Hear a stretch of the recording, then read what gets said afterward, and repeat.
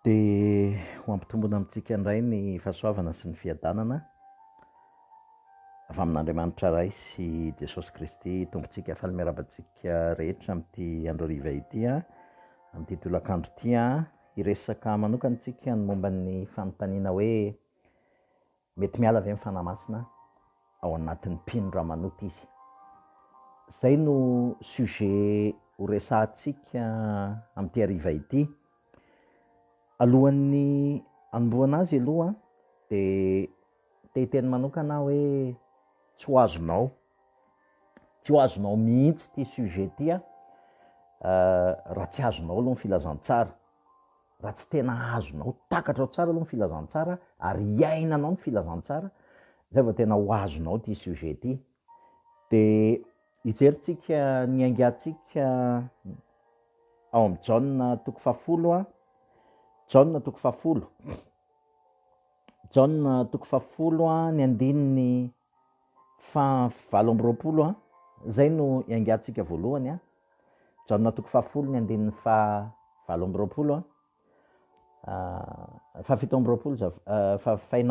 ny angatsika ka hatramin'ny 7 zao ny teny ao, satria io zany ny bazy angatsika io. Kanefa ianareo tsy mino satria ozy izy tsy mba isan'ny ondriko. Ny ondriko mihaino ny feoko ary za mahalala azy ary izy manaraka ahy. Ary izaho manome azy fiainana mandrakizay ka tsy ho very izy mandrakizay ary tsisy andrombaka azy amin'ny tanako. Ndraiko izay manome ahy dia lehibe noho izy rehetra ary tsy misy mahay mandrombaka amin'ny tanany indray. Tsy misy mahay mandrombaka amin'ny tanany indray.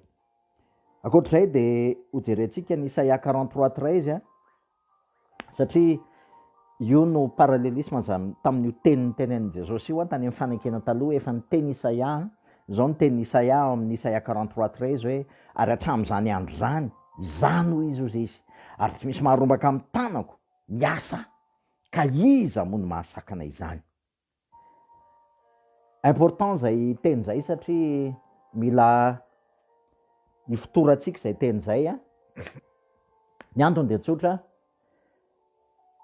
tsy ho azonao ty fanazavana ity raha tsy tena mifototra tsara aloha ianao amin'ny filazantsara, raha tsy tena azonao antoka hoe ondry ny Kristy ianao, satria ny tenin'Andriamanitra miteny hoe ny ondriko mihaino ny feoko ozy izy. Dia tsy ho azonao mihitsy zany ty zavatra ity raha tsy zanak'Andriamanitra ianao ary efa nandray nino miaina ny asa-pamonjena Jesosy Kristy.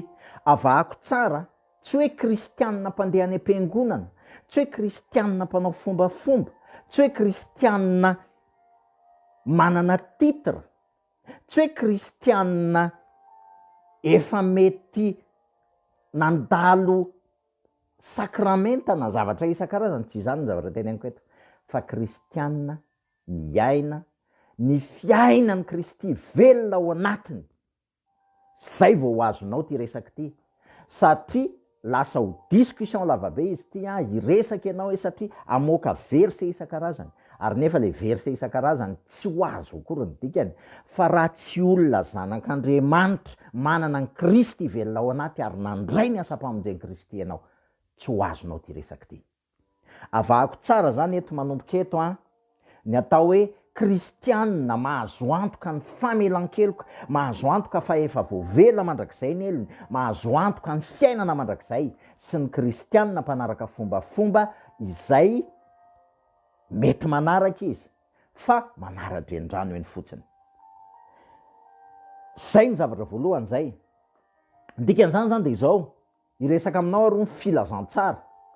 Dia par rapport amin'izay filazantsara zay tarafo amin'izay ny tenanao hoe efa ao anatin'izay filazantsara zay ve ianao, efa ao anatin'izay miaina ny asa-pamonjeny Kristy zay ve ianao.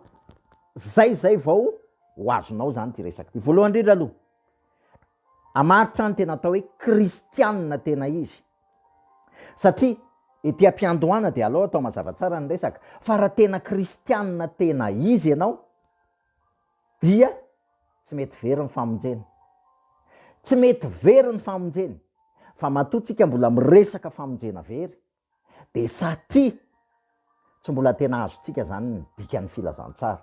Zay ny antony, mbola tsy azotsika zany ny dikan'ny filazantsara. Tsy afaka manary an'izay tsy ananantsika. On peut pas perdre ce qu'on n'a pas. Zay mila mazava tsara zay, on ne peut pas perdre ce qu'on n'a pas. Tsy afaka manary an'izay zavatra tsy ananantsika. Fa ny zavatra ananantsika kosa tsy tsika no mitahiry azy, fa KRISTY zay nanome azy atsika.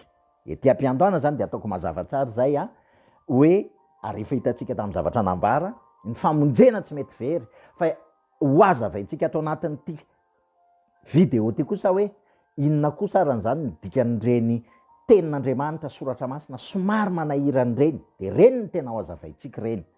Voalohany indrindra aloha hiresaka ny filazantsara. Inona ny atao hoe filazantsara? Ny filazantsara de tsotra, very ianao, very ianao.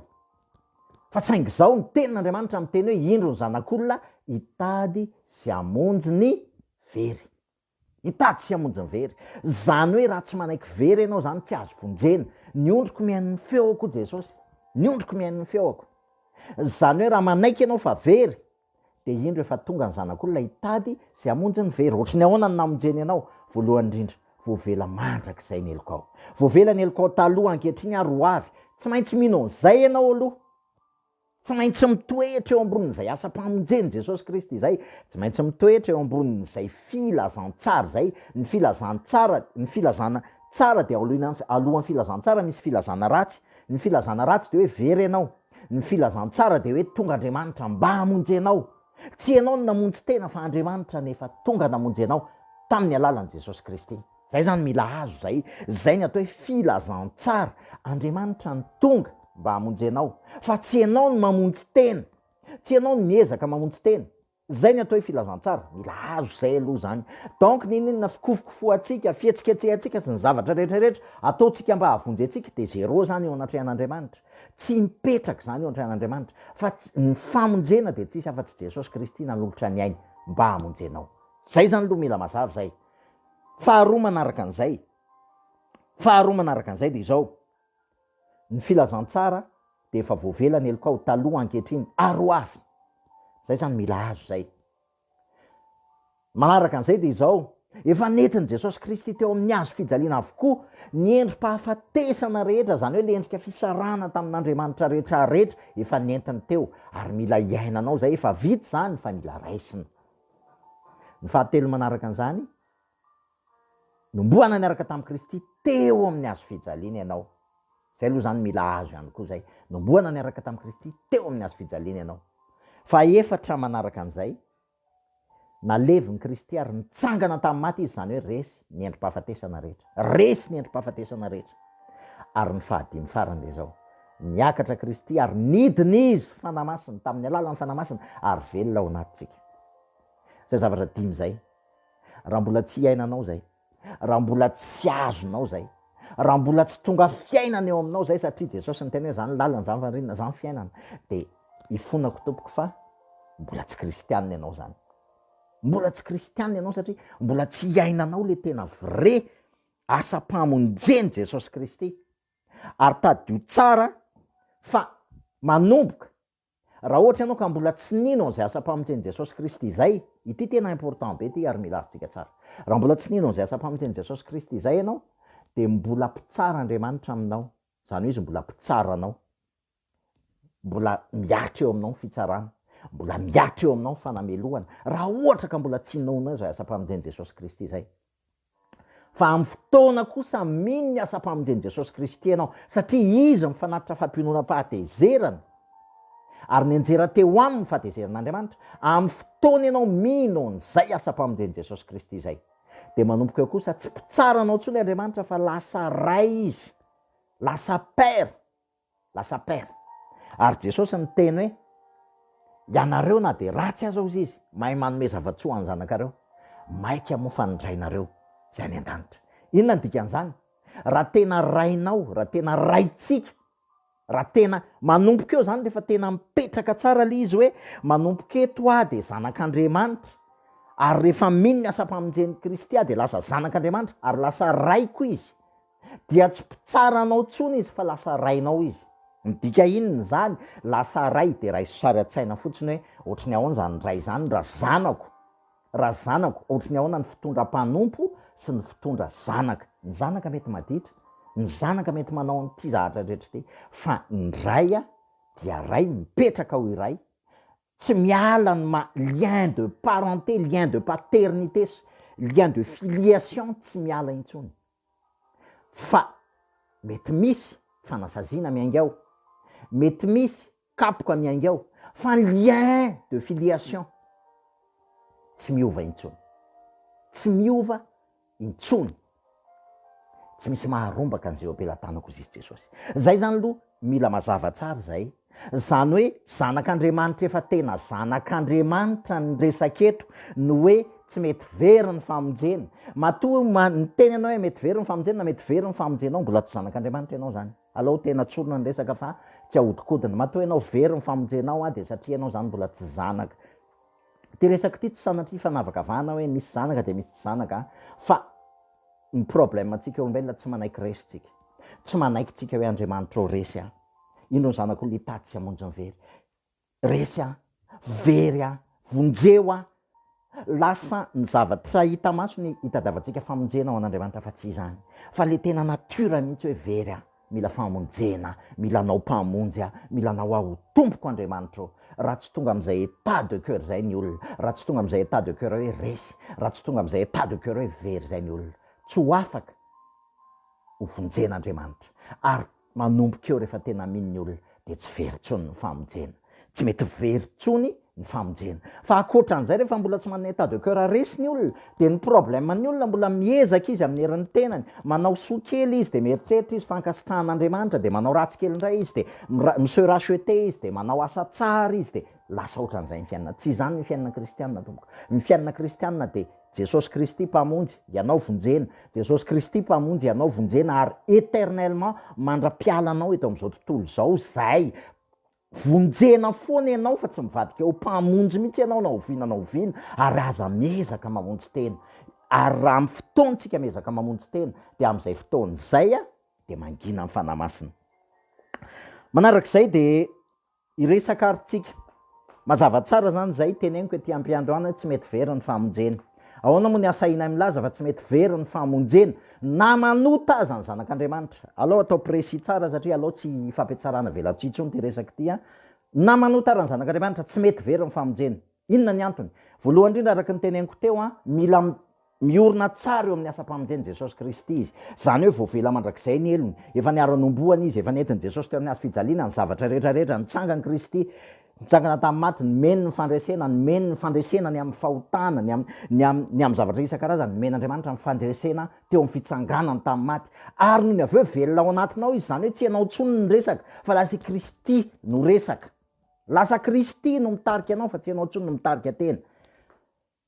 Dia rehefa mazava zay, de verintsika hoe misy zavatra somary tenin'Andriamanitra, ohatran'ny hoe raisin'ny olona micontredire an'izay ny faningena taloha, ka vitsivitsy ny teneniko any ka ny Saoly, Mpanjaka Saoly a, zay hoe nalan'Andriamanitra tamin'ny fanahiny. Ho azavaiko hoe inona ny anton'izay. Any amin'ny TSIA Salamo 51:11 a, misy teny any hoe Andriamanitra aza manaisitra ny fanahinao atao anatiko. Inona ny anton'izay?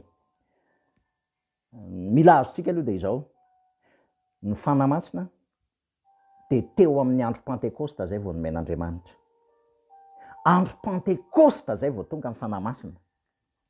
Zay zany vao tena tonga, nidina, possible en présence, omniprésence ny Fanahy Masina teto am'izao tontolo zao satria vita ny asa-pamonjena. Talohan'izay mbola tsy vita ny asa-pamonjena. Tany amin'ny fanekena taloha mbola tsy vita ny asa-pamonjena. Inona ny dikan'izany? Ny Fanahy Masina raha mijeritsika, raha mamakytsika ny any amin'ny fanekena taloha, ny Fanahy Masina, ny présence an'Andriamanitra de teo amin'ny tabernakely, teo ambonin'ny fiaran'ny fanekena irery ihany. Teo ny nisy ny Fanahy Masina, teo amin'ilay kiporety, teo no nipetraka ny présence ny fanahin'Andriamanitra tao amin'ny efitra masina indrindra. Ary tsy azo natonina zany. Tsy azo natonina zany présence an'Andriamanitra zany, ary nisy lalàna sy didy be de be napetrak'Andriamanitra zay vao possible ny manatona n'io présence an'Andriamanitra io teo amin'ny hevitra masina indrindra. Nisy nisy didy sy lalàna be de be, ary tsy ny olona rehetra no mahazo manatrika amin'ny présence an'io fanahy masina, io présence an'Andriamanitra io, fa mpisorona be irery ihany.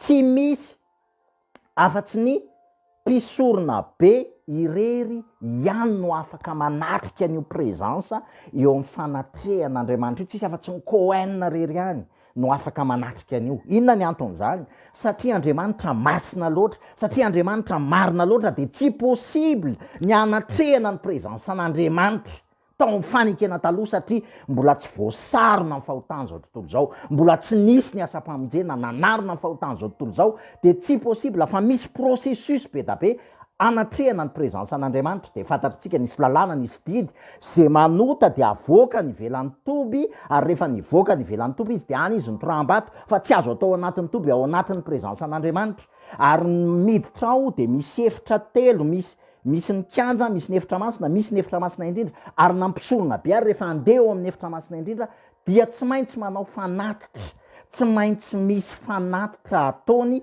zay izy vao afaka miditra ao indray mandeha isa-taona. Inona ny dikan'izany? Tsy nisy olona na de ray aza nanana fanahy masina tany amin'ny fanekena taloha, fa saingy zao nanana ositra ny olona tany amin'ny fanekena taloha. Je précise bien, nanana ositra, samy hafa be ny ositra sy ny fanahy masina. KRISTY velona ao anaty sy ny ositra. Raha mamaky tsika amin'ny fanekena taloha, ny olona tany amin'ny fanekena taloha de nosorana avokoa, zany hoe nitafy teny ivelany lay fanahy an'Andriamanitra, tsy tao anatiny fa teny ivelany.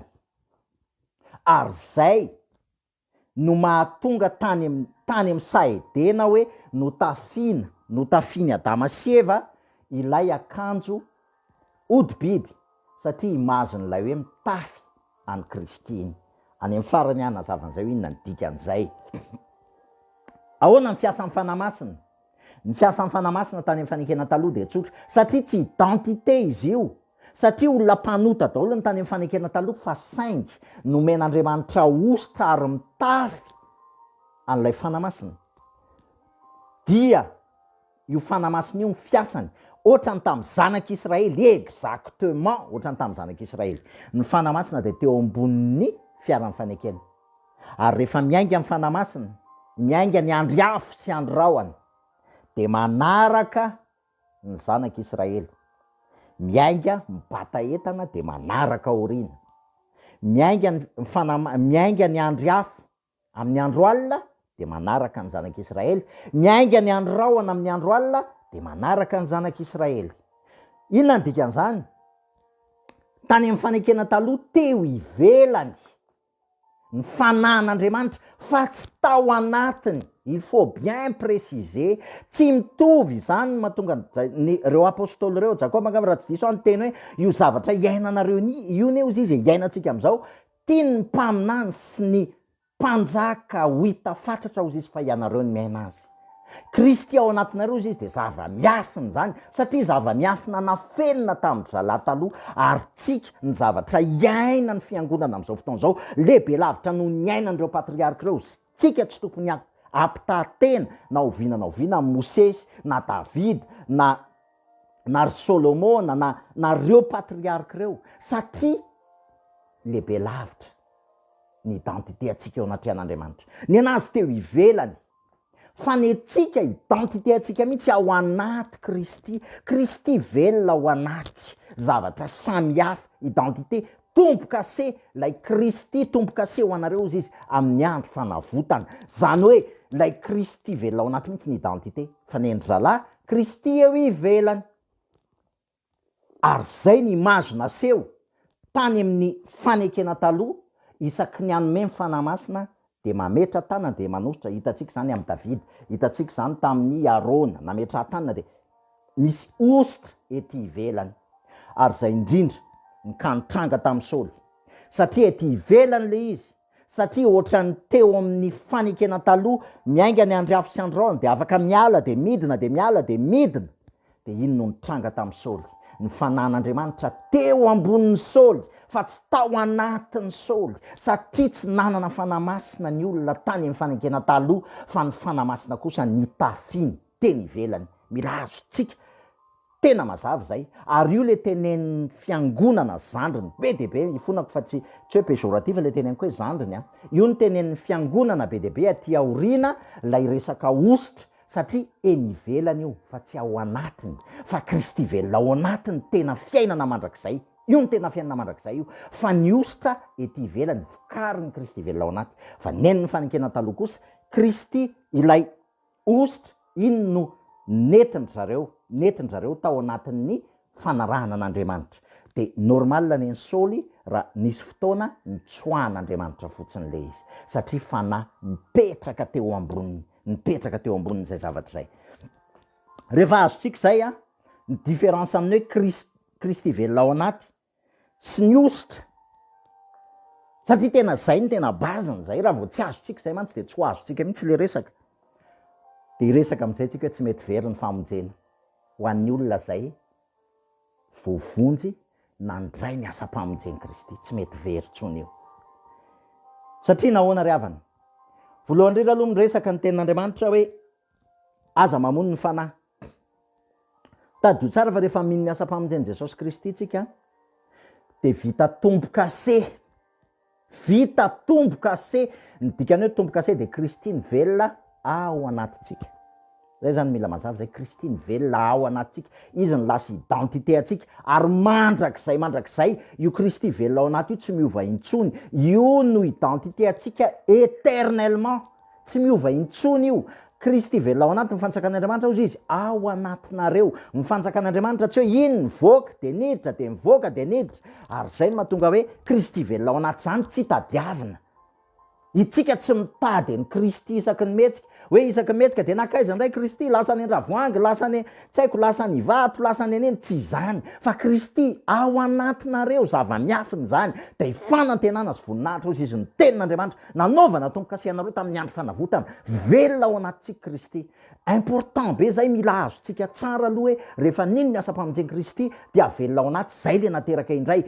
Zay rehefa mino ianao fa nomboana teo amin'ny fijaliany Kristy, voavela mandrakizay ny elikao taloha ankehitriny aroavy, ary nitsangana tamin'ny maty Kristy ka resy ny fahafatesana, ary velona ao anatinao Kristy dia manomboka eo ianao voavonjy ianao, voavela ny elikao, manana fiainana mandrakizay ianao. Fa saingy zao re havana ny problème, na manana fiainana mandrakizay ary ianao, possible io tsy se manifester eto tany ary eo ny olana. Satria zao ny antony, mila miova ny fanavozana ny saintsika. Kristy velona ao anaty, iny identité, ary tsy miala tsony iny. Na inona ataonao, na inona je précise bien, ataonao, tsy miala tsony iny. Par contre kosa nefany, eto ny mila précis tsara. Kristy velona ao anaty no mamokatra n'lay Kristy hitafina, lay ositra eny ivelany. Ary eo mavombe be dia be. Kristy ositra eny ivelany. Zany hoe iny le tenen'ny Paoly hoe hitafi ozy izy Kristy. Aza miany amin'ny nofo atateraka ny filàna ozy izy. Samihafa ny Kristy hitafina, ositra, sy Kristy velona ao anaty. Ny problème mampitondra fivavahana betsaka dia i ositra iny azy ny tena important aminy. Le ositra nefa vokatry Kristy velona ao anaty, possible ianao, ty préciseko tsara, fa important be, fa be dia be ny voafitaka amin'ity zavatra ity. Za zao ohatra manana Kristy velona ao anaty, ary misy ositra eo amiko, préciseko tsara, ny ositra inona ny ilain'Andriamanitra ny ositra, ny ilain'Andriamanitra ny ositra, ny ilaintsika ny ositra plutôt dia mba hahafahantsika ahafahan'ny Kristy miasa amin'ny alalantsika. Iny le endrika Kristy izay miseho eo amintsika, iny lay fanomezam-pahasoavana izay iasan'ny Kristy amin'ny alalantsika, iny ositra iny. Iny lay ositra iny amin'ny alalan'ny ositra iny Kristy iny miasa. Misy olona manodidina anahy, iny ositra iny afaka hafindra iny. Satria tahaka ny menaka iny ozy izy. Ozy izy any amin'ny fanankena taloha, tahaka ny menaka ozy izy mitsororoka amin'ny sontra viaviny arona. Iny ositra iny le afaka mifindra iny, iny le afaka findra iny. Satria nahoana ny antony? Raha manana Kristy velona ao anaty ilay ositra rehefa mivoaka eo amiko ny Fifaliana, Fiadanana, Fitsaharana, fitiavana sy ny zavatra maro isan-karazany. Mivoaka eo amiko io ary afaka voan'ny olona izy io, ary rehefa mihinana an'iny ny olona de lasa ohatran'ny hoe mifindrany aminy le izy, de mahatsiaro fitiavana izy, mahatsiaro fitsaharana izy, mahatsiaro fiadanana izy, de mieritreritra izy fa manana ositra izy, fa tsy ry havana. Raha tsy velona ao anatinao aloha KRISTY, satria ny fahaveloman'i KRISTY velona ao anatinao, iny ny tombo-kase mahavonjy. Possible ny olona eo akaiko ary tena za miaina an'izany, za misy raha lasandoka manodidina zay miaina ny ositry KRISTY io, fa rehefa aveo izy mirenieny asa-pamonjeny Jesosy KRISTY, zany hoe tsy voavonjy mihitsy izy. Fa marina aminy le teny any amin'ny Hebreo 5:5 hoe zay efa nanandrana ozy izy, zay efa nanandrana ny teny tsara n'Andriamanitra ozy izy, nefa ny emotra de tsy azo avoazina intsony, satria hitany le fahatsarany KRISTY. Be dia be ny nahita ny fahatsarany KRISTY, be dia be ny nahita ny ositra teo amin'ny Jesosy, be dia be ny nahita hoe mizara an'izao, manao an'izao, ohatran'ny rehefa manatona anazy de ohatran'ny mofo dimy sy hazan-dranoronta tombo be, ositra zay. Ositra, tsy diso zany akory, fa ositra zay. Mahita an'izay ny olona de lasa manatona, de lasa mifindra eo aminy le ositra, fa izy tsy mandray ny asa-pamonjena, lay tena izy. Inona dikan'izany? Voalohany indrindra aloha ry havana zany, ny teny hoe mamono ny fanahy dia possible ny zanak'Andriamanitra, amin'ny fotoana ny zanak'Andriamanitra mandray an'ilay KRISTY velona ao anaty, satria iny no éternel, de voavonjy izy.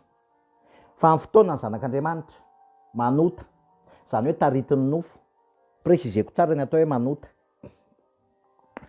Ny tenin'Andriamanitra de miteny hoe ota zay rehetra avy amin'ny fisalasalana. Donc diso be tsika raha mieritreritra fa manota de mandika didy folo, tsia. Manota dia izay rehetrarehetra ataonao ka ny herin'ny tenanao, ny ezaky ny tenanao, ny filanao, manosika anao, zay ny atao hoe ota. Ary tia koa mbola préciseko tsara, ao amin'Andriamanitra tompoko tsisy hoe ota kely sy ota be, zay tena anisan'ny mahavoantsika zay. Ao amin'Andriamanitra diso amin'ny ray loha de diso amin'izy rehetra. Fahotana tokana ihany ny tena gravy amin'Andriamanitra de miteny ratsy ny Fanahy Masina, zay mbola ho resahantsika amin'ny manaraka, fa tsy androany. Fa na mangalatra 100 anao, na mangalatra 10 milliards ianao, c'est la même chose pour Dieu. Na mijery vehivavy fotsiny ianao, na tena manao mangalabadin'olona ianao, c'est la même chose pour Dieu. Mitovy ihany. Rehefa manota amin'Andriamanitra dia manota amin'Andriamanitra. Ao anaty saintsika olombelona mizatra manavakavaka hoe tia ota kely, tia ota be, zany kosa ve de ho avelan'Andriamanitra? Tsy possible zany, fa zany kosa efa tena ota be amin'Andriamanitra, tsy zany ny fijeriny. Satria nan'Andriamanitra ny toe-pony jerena amin'ny fahotana. Ka na inona fahotana, na inona zavatra ataonao, ka ny fitiavan-tenanao, ny filanao, ny herin'ny tenanao no manosika anao manao zavatra anankiray, de manota ianao, zay ny dikany. Fa na inona kosa ataonao ka ny fitiavan'Andriamanitra ary ny fitsaharana ao amin'ny KRISTY ny manosika anao zavatra anankiray, fitiavana ny manosika anao, de hoy izy ny tenin'Andriamanitra hoe tsy misy fanameloana intsony ho an'izay ao amin'ny KRISTY Jesosy, zay tarihan'ny fanahy. Inona ny dikan'izany? Ny zanak'Andriamanitra anankiray mbola tena manota, mbola tena manota, alao tena mazava ny resaka, satria be dia be ny zavatra ataontsika amin'ny manaraka, tsika iresaka hoe inona atao hoe sitrapon'Andriamanitra, sitrapon'Andriamanitra, ahoana ny ahafantarana an'izany, mbola iresaka an'izany tsika, fa hoe tadiofa ny zanak'Andriamanitra mbola manota, fa saingy ny identitéany rehefa nandray an'le KRISTY velona ao anaty izy de tsy mpanota intsony ny identitéany, zay mahatonga anazy hoe lasa voavonjy izy mandrakizay, niala tamin'ny maizina izy ary niala tamin'ny maizina izy ho amin'ny fahazava-mahagaga, zany hoe manomboka eo izy lasa tsy mpanota intsony, fa saingy mety mbola manota izy. Ary io ny tena mahavariana amin'le izy, satria izao amin'ny fotoana ny zanak'Andriamanitra manota dia misy zavatra mitranga, tahaka ny tany amin'ny fanekena taloha. Ohatrany ao ny tany amin'ny fanekena taloha, n'iza manota de avoaka ny ivelan'ny toby, mandika lalàna de avoaka ny ivelan'ny toby, de any aloha izy diovina, de diovim-pisorona be izy, de rehefa aveo izy miverina indray, rehefa madio izy de miverina indray eo amin'ny présence an'Andriamanitra ao anatin'ny toby zany. Ohatran'izay exactement ry havana rehefa ohatra ka zanak'Andriamanitra tsika, araka ny teneniko tany am-piandohana teo hoe lasa zanaka.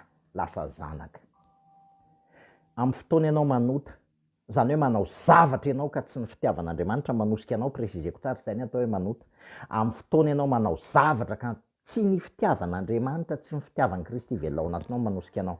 Amin'ny fotoana ianao manao an'izay dia misy fanamelohana ary dia mivoaka temporairement. Tsy Andriamanitra ny manameloko ianao fa ianao ihany dia efa manamelo tena. Dia lasa miataka an'Andriamanitra ianao. Ianao dia efa miataka. Ary rehefa miataka ny olona dia ny fanahy masina kosa ao anatiny miantso azy iverina eo amin'ny asa-pamonjen'i Jesosy Kristy hoe efa voavelana eloko ao. Ndao iverina manangana ny fanahy masina. Ny devoly mpanameloka tapidio tsara zany ny devoly. Raha vao misy zavatra ataonao tsy mety dia ny tanjo ny devoly, ny ataony ny devoly voalohany dia izao: io ariko. Hitanao zany, ianao ve zao milaza fa voavonjy, jere ary ty mbola ataonao, jere ty mbola fahazaran-dratsinao, jere mbola zany ve ny ataonao, zany ve ny fomba fisainanao, zany ve enao dia milaza fa zanak'Andriamanitra. Zany ny ataon'ny devoly, mpanameloka, mpiapanga. Ary misy feo anankiroa enitsika. Ny feo an'ny devoly izay miapanga isaky ny manao zavatra tsika ka tsy ny fitiavan'i Kristy manesika atsika. Rehefa ny fitiavan'i Kristy manesika atsika tsy afaka miteny ny devoly. Fa rehefa tsy ny fitiavan'i Kristy manesika atsika dia manomboka miapanga ny devoly. Zany ve ianao ny zanak'Andriamanitra, zany ve ianao zao, jere ty ianao, jere ty zavatra ataonao, zao ve inona kosa, zao ve inona ny itiavan'Andriamanitra anao am'izao. Fa etseny nandalo ny fanahy masina mibitika malefaka. Efa vitan'i Jesosy ny zavatra rehetra. Efa voavelany eloko ao. Efa nanolotra ny ainy teo amin'ny hazo fijaliany Jesosy ho anao. Tiany Jesosy ianao, fitiavana mandrakizay ny nitiavana ianao, ary zany nampareta ny famindrampony taminao. Dia ireo feo anankiroa ireo miady ao anatintsika raha tena zanak'Andriamanitra tsika. Fa rehefa tena miainy ny fanahy masintsika dia mitsangantsika dia mitodika indray eo amin'ny asa-pamonjen'i Jesosy Kristy. Dia ao anatin'ny prezansy indray tsika. Miverina tanteraka ao anaty prezansy indray tsika. Sarevana ty presize kely fotsiny. Raha tena zanak'Andriamanitra tsika, za manokana, raisiko za manokana. Important be io fifaliana, fiadanana sy fitsaharana iainana ao amin'ny Jesosy Kristy io. Tsy azo vidiana vola io. Na misy vola 4 miliara, na misy vola 4 miliara, na misy inona, na misy inona, na misy zavatra inona, na misy zavatra inona, tsy voavidy vola. Io be, io fitsaharana, io fiadanana izay iainanao amin'ny Kristy io. Ary na dia 5 minutes fotsiny ary any tsy maheno anio, tsy miaina anio, dia tena fahoriana, ohatry ny any amin'ny enfer. Ary na dia 5 minutes fotsiny ary any, dia isaky ny manao zavatra ka henoko fa tsy mitarity ny nofo tsy maharitra 5 minutes, dia tonga dia miverina amin'ny asa-pamonjen'i Kristy Jesosy any. Lavo le finary. Mamiko loatra le fanatrehanao, mamiko loatra le prezansanao, tsy atakaloko ninonenina. Mamiko loatra. Dia alao hiverina indray. Raisiko indray le asa-pamonjenao, raisiko indray le fitiavanao, raisiko indray le efa famelan-keloka efa vitanao, mifona aminao, raisiko indray izay. Dia miainao anaty fitsarana indray aho, dia miainao anaty fiadanana indray aho. Inona ny dikan'izany? Tsy possible iainanao io zavatra io zany raha tsy tena hoe manana intimité tanteraka amin'ny Jesosy Kristy ianao. Zany hoe efa niainanao, niraisinao le asa-pamonjen'i Jesosy Kristy. Satria io fanahy masina io mitarika anao foana hiverina eo amin'ny asa-pamonjen'i Jesosy Kristy. Zao nefa ry havana, possible mihitsy ny kristianina nino ny asa-pamonjen'i Jesosy Kristy. Ary zay ny tena ilana ny fraternité, fiangonana sy ny eklézia. Possible ny olona anankiray nino ny asa-pamonjen'i Jesosy Kristy fa nandeha reritena izy. Dia rehefa nandeha reritena izy dia lasa nanomboka tena izy, nisy zavatra nahakivy anazy, nahaketraka anazy sy ny ohatran'izany. Dia mekivy izy, meketraka ohatran'izany. Dia lasa miataka ny Jesosy Kristy izy. Miataka. Mety miezaka miverina ihany izy fa miataka foana izy.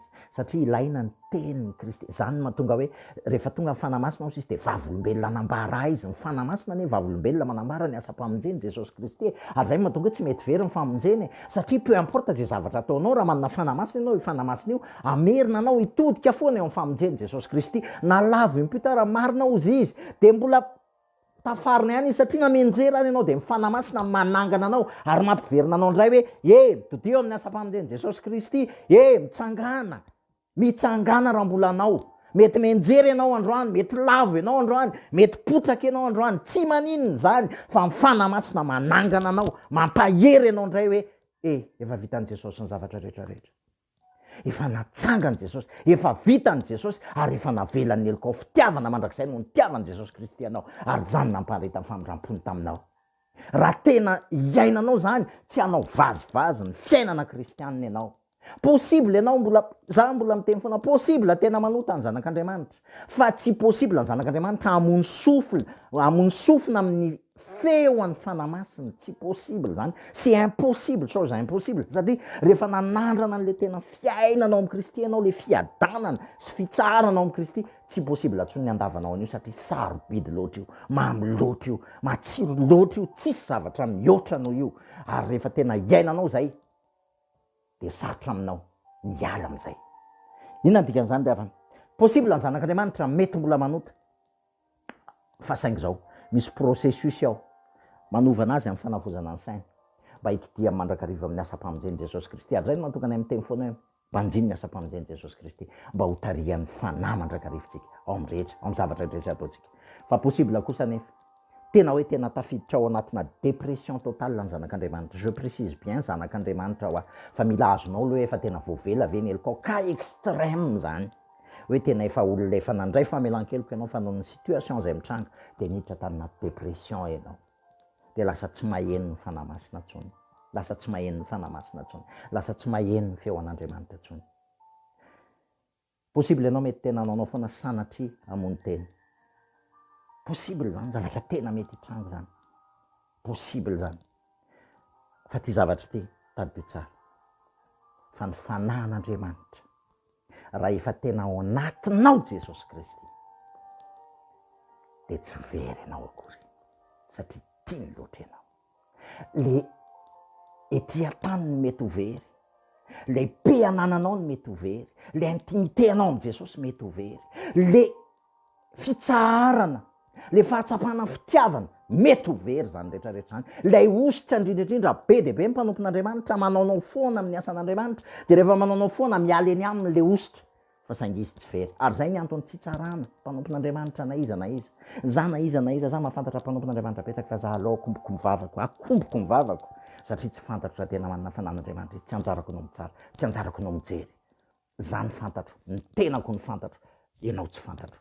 Ny tenako ny fantatro, ny tenako ny fantatro hoe efa voavonjy, za tsy malala ny hafa. Fa na inona na inona ataona mpanompon'Andriamanitra ka tena zanak'Andriamanitra izy, de tsy mety very ny famonjeny.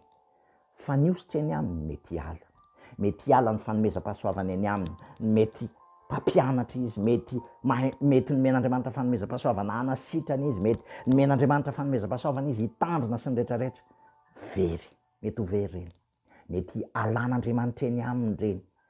Zay le aza mampalaelo ny fanahy masina, aza mampalaelo ny fanahy masina. Ny dikany hoe aza mamono ny fanahy, ny dikany hoe aza mamono ny fanahy raha tena mamaky an'le isika, de hoe aza mamela, raha jerena amin'ny dikateny frantsay, dikateny anglisy, de hoe aza sakanana amin'ny fanahy masina hiasa mba hatateraka amin'ny famonjeny ianao, aza sakanana amin'ny fanahy masina.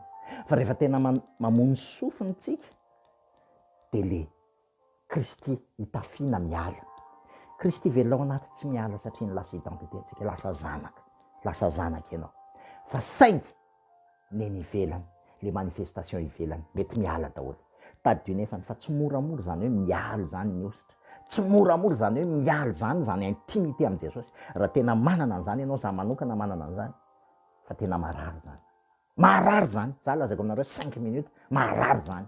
Ka maika fa hoe iaina an'izany mandra-pahafaty, hoe tena miala lay ositra eto amiko, tena farany zay marary zany. Mety voavonjy aho hoe, fa inona tsony moa ny antom-pisiko eto tany raha za voavonjy, nefa Kristy tsy miasa amin'ny alalako tsony. Kristy tsy manana fifaliana tsony aho amin'ny Kristy, tsy manana fiadanam-po tsony aho aminy. Ary zay ny saropady amin'ny fanarahana Kristy, zay ny saropady amin'ity kristianisme ty. Ny fanahy masina miteny aminao foana, endao hiverina. Tsy hoe tsy maninona koa ianao manota, tsy zany. Fa ny tenin'Andriamanitra koa miteny ao anatin'ny fahalemeko izy ny misy ny heriko, mitombo amin'ny alalan'ny fahalementsika amin'ny fahasoavan'i Kristy, ary tena mila mianatra mitombo amin'izany tsika, satria ny zaza rehefa mandeha arakaraka ny mampianjera anazy no ahaizany mamindra. fa sokevitra mihitsy ny filazana amin'ny kristianina hoe tsy mahazo manao an'izao azy avelao araky ny zaza rehefa miana mamindra arakaraky mampienjera anazy rehefa mienjera izy mahay mamindra izy avy eo ary zay ny tena fampianarana ny fanahy masina satria ny fanahy masina mpananatra mety mienjera ianao androany fa ny fanahy masina manangana anao satria fitiavana Andriamanitra zay tsy azony olona mihitsy zay tsy takatry ny olona mihitsy manangana izy mienjera ianao androany te hatsangany mienjera ianao androany te hatsangany androany te hiteny zany ny famonjena tsy mety fery tompoko ny famonjena tsy mety fery satria identité zany tsy ohatran'ny tany amin'ny faninkena taloha hoe mitsangana de miniditra de miakatra de mivoaka fa KRISTY ao anatinareo izy fanantenana sy voninahitra KRISTY velona ao anatinareo raha tsapatsika zany fitiavan'Andriamanitra zany na izany fotsiny ara de mahatonga antsika tsy hanaonao foana amin'ny fanarahana KRISTY fa iaino mandrakariva ny feon'ny fanahy masina raha tena azontsika zany hoe aika zavatra ngezabe ohatran'izany aika zavatra tsy mendrika fa nomena zavatra important be ohatran'izany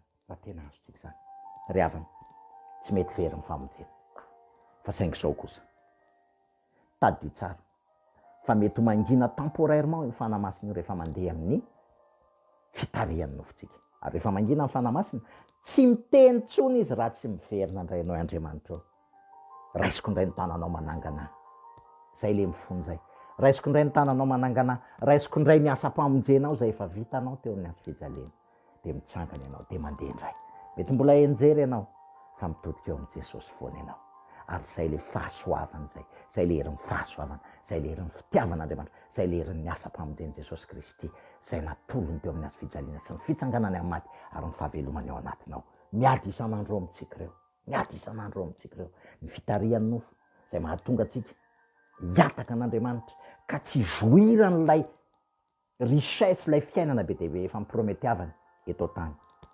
ary ny fitarihan'ny fanahy masina zay mampiseho amintsika n'lay ositra lay onction eny ivelany lay KRISTY tafiana sy ny fiainana be deaibe zay ahafahantsika miaina ao amin'ny KRISTY ny voninahitra ho an' Jesosy KRISTY satria tena tia antsika izy ary fitiavana zany rehetrarehetra zany amen.